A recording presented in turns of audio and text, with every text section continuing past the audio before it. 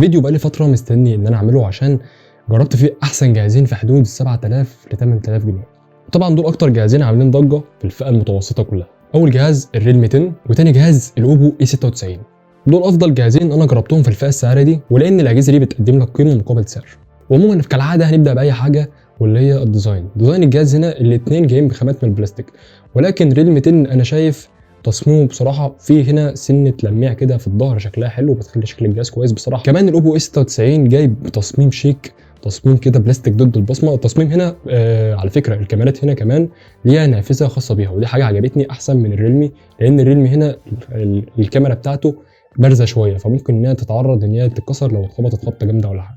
هنيجي بقى نقارن بالفريمات بتاعه الجهاز. الفريمات هنا فريم مستطيل وهنا فريم فلات. الفريم الفلات انا عن نفسي بحبه، يعني في ناس هنا بتحب الفريم اللي هو المستطيل، ولكن انا بحب الفريم الفلات لانه مش بيتقل الجهاز، يعني بتبقى الماسكه هنا في الجهاز بيبقى الجهاز سمكه رفيع، فمش تحس ان انت مثلا ماسك جهاز تقيل او هيضايقك في الماسكه وانت ماسك الجهاز عموما. يعني الريلمي هنا بيبصم جامد قوي، يعني من اقل حاجه هتلاقي الريلمي هنا بيبصم معاك جامد، سواء في اللون ده او في اللون الابيض التاني.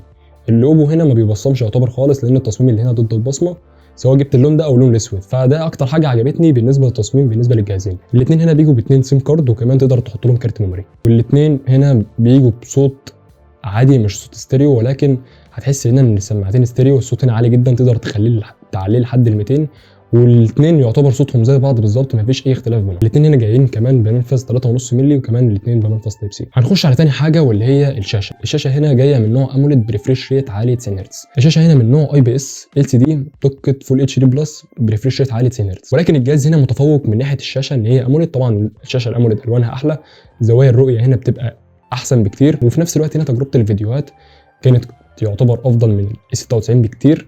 ولكن الميزه بقى في ال 96 ان شاشته اكبر، ولكن احنا دلوقتي بنتكلم على الوان وفي نفس الوقت على تشبع الوان، فطبعا تشبع الالوان او حاجه كانت احلى او حاجه طبعا هتبقى بتديك اداء افضل الشاشه الاموليد. والاثنين هنا جايين بكاميرات وول بونش، كاميرا اماميه على شمال الشاشه، والاثنين هنا كمان جايين بسماعات مونو. يعني انت لو بتتفرج على فيديوهات او بتلعب العاب وعايز تسمع صوت كويس، الاثنين سماعاتهم مونو زي ما قلت لك، ولكن مش استيريو. الشاشتين هنا 90 هرتز فيهم بصراحه مخليها اداء الجهاز سلس جدا. وطبعا مع واجهه اوبو الكولر اس وواجهه ريلمي يو اي بصراحه واجهه سلسه ومستقره، مفيش منها باجز كتير. كمان مع 90 هرتز هنا الشاشه سلسه جدا، واداء الجهاز عموما كان طياره معايا. ريلمي 10 هنا جايب بروسيسور ميديا تك هيليو جي 99. الاوبو اس 99 هنا جايب بمعالج سناب دراجون 680. طبعا الجي 99 معالج هيديك اداء افضل في كل حاجه. النهارده مالناش دعوه بحاجه اسمها سناب دراجون احسن من ميديا تك، لان النهارده معالجات ميديا تك مبنيه على معماريات حديثه، فالمعماريات الحديثه اللي هنا مش بتخلي الجهاز يسخن وفي نفس الوقت مش هياخد من البطاريه.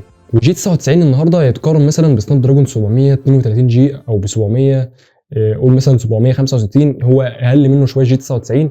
ولكن النهارده 680 برضه معالج مش عالي قوي، يعني ما يتحطش في جهاز في رينج 7500 جنيه. لكن الاثنين لو انت بتتكلم في ناحيه الالعاب الاثنين بيلعبوا 40 فريم، ولكن الجي 99 كان اداؤه اعلى معايا. الاثنين هنا بيجوا ببطاريه 5000، والاثنين بيجوا بشحن 33 واط. الاثنين كانوا بيكملوا معايا اليوم عادي جدا، ولكن السناب دراجون هنا كان بيقعد احسن معاه شويه. برضو السناب دراجون موفر في البطاريه عن الميديا تك، ولكن الاثنين كان ادائهم متقارب جدا معايا. لو انت بتستخدمش الجهاز استخدام تقيل قوي كان بيكمل معاك اليوم، كانت البطاريه بتكمل معايا اليوم مرتاح في الريلمي 10 او في الاوبو 96. حتى الكاميرات نفس الكاميرات بالظبط، هنا جايب كاميرا 50 ميجا بكسل وهنا كاميرا 50 ميجا بكسل، والكاميرا الثانيه 5 ميجا بكسل عزل البورتريه. الاثنين بيطلعوا نفس الصور بالظبط، ولكن في الفئه السعريه دي انا ما شفتش الاثنين اصلا بيقدموا لي اداء كويس في الفئه السعريه دي طبعا. يعني مع معالجه السوفت وير بتاعت اوبو، اي نعم زي ما قلنا الكاميرا ما بتطلعش صور جامده قوي يعني، ولكن المعالجه بتاعت الاوبو او الريلمي زي ما قلت لكم يعتبر اصلا كانوا شركه واحده. وزي ما قلنا الكاميرا الاماميه هنا بتيجي بدقه 13 ميجا بكسل، برضو كانت كويسه، ولكن حسيت ان هي في الاوبو بتديك اداء اعلى بسيط شويه،